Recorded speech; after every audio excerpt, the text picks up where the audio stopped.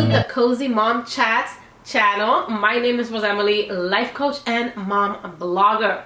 Have my coffee here. We are ready to go. And today we're going to be talking about ending victim mentality as a mom. So important. Let me tell you, you're not alone if you're battling feeling helpless or hopeless and feel like everything is happening to you in your life. Okay, because I've been there too, and it's not a good feeling. I'm here to help you to get out of that victim mentality, stop feeling stuck, right, in this never-ending cycle, and actually feel empowered to become the mom that you want to be. But not only that, feel empowered to create the life that you really want to have. Okay, so having this victim mentality is basically you feeling like life is happening to you and not for you. You are blaming everybody else for your problems or how you react, right? Let's say your kids didn't behave, that's why you're yelling. Your husband didn't take out the garbage last night, that's why you're being annoying and, a little bitchy to him. And you gotta understand that those excuses and blaming your circumstances, blaming your family, blaming your kids, your husband for the way that you react, or for all the problems that you feel like you have right now is not the answer, because it's only going to keep you being the victim, right? It's so easy to be a victim. It's so easy. You just have to sit there and blame your circumstances, blame other people, and that's it. You don't have to do anything about it. And that is the problem, because I know that you want to do something about it. I know that you want to be better, and I know that you want to feel happier and better. There's nothing worse than to feeling like you don't have control over your life, that there's nothing you can do to change it. When is not the reality. That is victim mentality playing in your head. So today I'm going to share with you super simple and easy tips that are going to help you feel more empowered and less victim, okay, of your life. Now, tip number one is really to acknowledge your feelings. Acknowledge that you feel victimized. Acknowledge that you feel like everything is happening to you. Acknowledge that you feel like everything is going wrong in your life. Okay, it's okay to acknowledge that. Don't shame yourself, but just acknowledge that. You can even write on your journal the way that you feel. How do you feel like everything is going bad? Like other people have it better than you, right? Like you just can't seem to get it right. And acknowledge that. But also acknowledge and turn that into, hey, I have control of the way that I respond to things, right? I may not have control of everything that happens to me. I can't change people, right? I can't sometimes change my circumstances, but I can change the way I respond and the way I view things.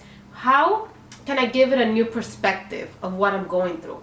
That's going to help you end victim mentality in a way that's going to help you take back your power and say, hey, I can do something about it. Now, tip number two is to take responsibility. Like I said before, it's so easy for you to blame other people, right? Instead of turning that to you and asking yourself, how did I play a part in this situation, right? What did I do? What did I say? How did I react? What action didn't I take to be in this situation?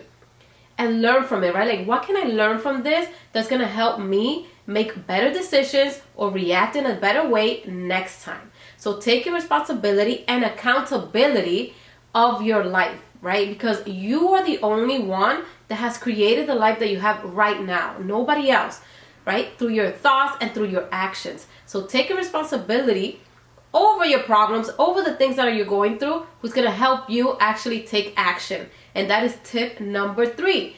Change your mindset into a solution-based mindset, which means instead of looking at all the problems that you have and thinking that there's no solutions, thinking that you're never going to get over it, you're never going to be better, your life is never going to be the life that you want to start thinking about all the solutions that you actually have right in your hands. You are smarter and more capable than you think, or giving yourself credit, right? So it's always good to shift that mindset of, I don't know what to do. Because when you say, I don't know what to do, it's just going to keep you stuck in not finding solutions. So just start saying, I'm going to figure it out. I will figure it out. What can I do differently? What are all my options, right? To change the situation, or even to change myself. I want to be better. I want to feel better. I want to be happier.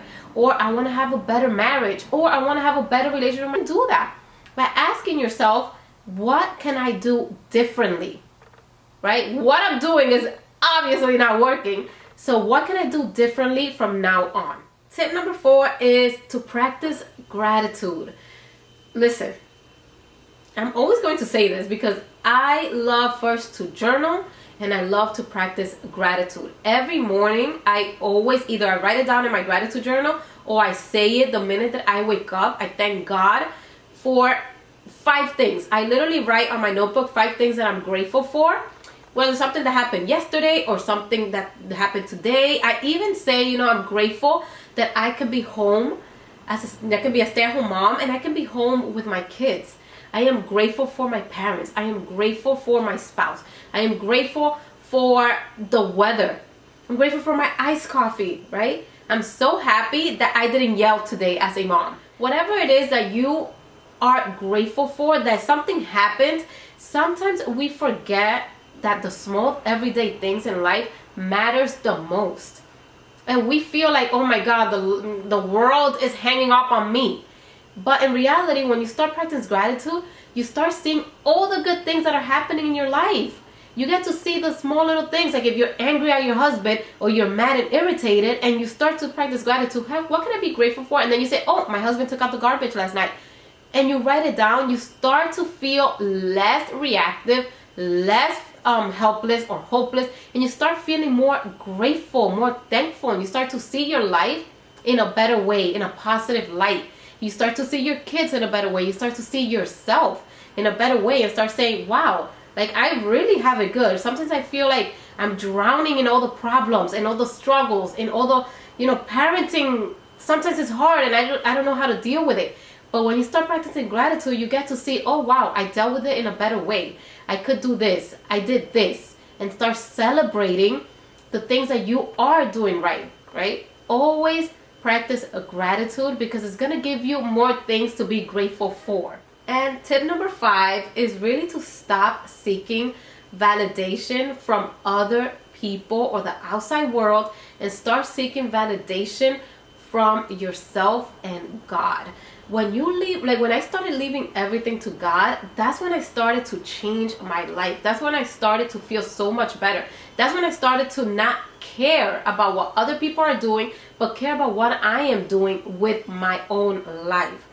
When you seek validation from other people, you're basically giving them the power to make you feel however it is that they want to make you feel, right? Seeking validation is just you saying, oh my God, prove to me that I'm doing right. Prove to me that I'm a good mom. Prove to me, just say it. But in reality, you can say that to yourself. You don't need anybody else to prove to you how you want to feel, right? And also, this is something that I always say, like, see yourself how God sees you, right? God validates you. God loves you. God sees the good in you, right? God is always there for you. God accepts you the way that you are. And what better way to validate yourself than to know that God loves you and validates you, right? So stop seeking outside validation because it's only going to make you crave more outside attention and acceptance, right? You want to accept yourself, you want to validate yourself, you want to love yourself first, and then others will follow. And tip number 7 is to give yourself love, compassion, and grace. You are going to fail sometimes. You are going to make mistakes sometimes. You are going to yell sometimes. You are going to lose your mind at your kids sometimes. You are going to have a messy home sometimes. You are going to fight with your spouse sometimes, right? Give yourself grace and compassion.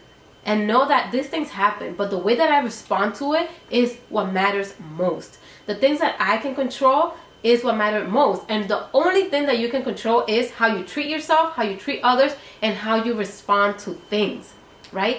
What and the perspective that you want to give it to. So to those things and situations and circumstances, right? So give yourself grace, give yourself compassion and love first. And tip number 7 is to set goals and take small action steps into achieving it. Not only are you going to feel better by yourself, you're taking responsibility, you're taking action, right? And you don't need to wait for your circumstances to change. You don't need to wait for other people to change. You're doing it yourself. And this will build confidence and self-esteem and self-worth within you to end that victim mentality, right? To end the thought of everything is going wrong.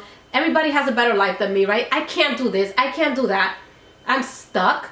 And it's going to change that into feeling more empowered, because now you have goals and you're seeing that you're actually achieving those goals. Learn lessons throughout the way, achieve your goal, and celebrate yourself. And tip number 8 is to end the negative self-talk. And better yet, catch yourself. Every time you hear that little voice telling you you can't do it, you're not good enough, you're a bad mom, you don't have the best parenting dynamic with your kids, you don't have good relationship, you will never end the cycles that you want to end. You will always stay stuck. Catch yourself when you start believing those things and thinking those things, and shift them to empowering thoughts about yourself. I will do it. I will figure it out. I'm a great mom. I know exactly what to do to build meaningful relationship with my children and my spouse. I have the best life. I'm taking it one day at a time, right? My life changes now. I have control. I'm taking control. I'm taking accountability for my life, and I'm changing it now. That is the best way that you can end victim mentality. When you don't blame others and you actually take back the responsibility, the accountability. And also, last but not least, number 9 really is leave it to God. Pray. Find yourself having a routine of either practicing gratitude and also praying, talking with God, asking Him for help, right? Leaving it to Him. Sometimes we feel like we don't know who to talk to. We don't know what to do. We don't know how to take the first steps. Pray to God to give you wisdom. Pray to God to please remove this victim mentality that you have, and please replace it with His love, with His wisdom. Ask Him to help you, right? Know that you have a God and Jesus Christ who loves you and accepts you, and all you have to do is take the first action into changing your life and changing your mindset. Okay, mama, so I hope you found these tips helpful and useful in ending the victim mentality and actually taking power of your life back. Power and control, because only you can do it. Now I will see you on my next video.